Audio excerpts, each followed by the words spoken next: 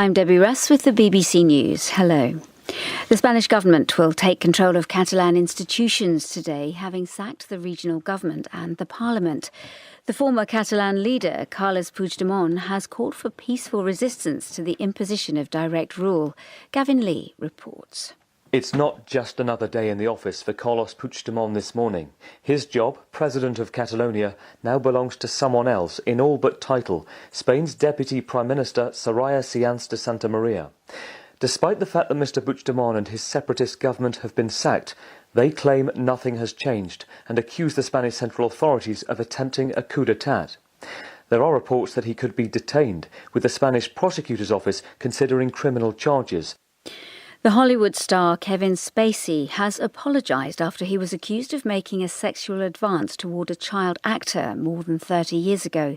The Star Trek actor Anthony Rapp said that Mr Spacey had placed him on his bed and climbed on top of him after a party. James Cook has more on what Mr Rapp told BuzzFeed.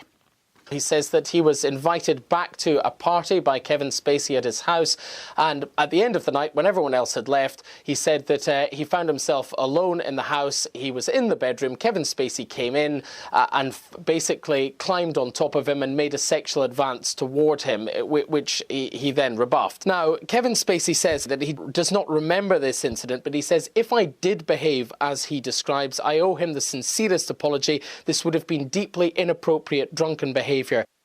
One of Australia's top rules football clubs has suspended a player who's admitted circulating on social media photos of a topless woman wearing his grand final winner's medal.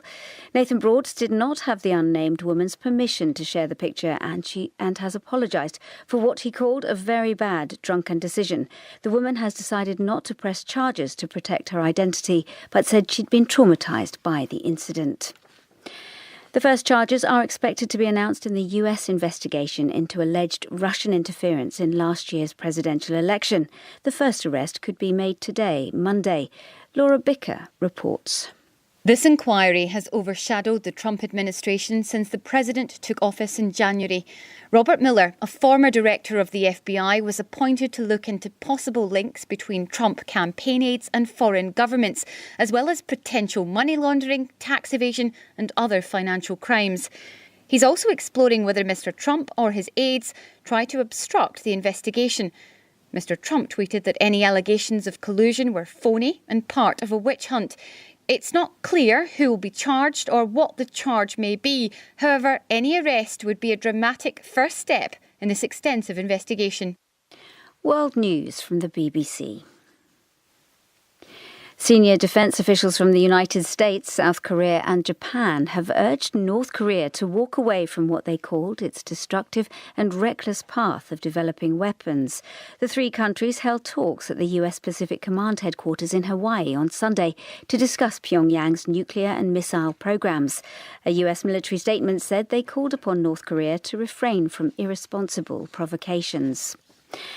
An Ethiopian with dual Dutch nationality goes on trial in The Hague today, accused of multiple war crimes.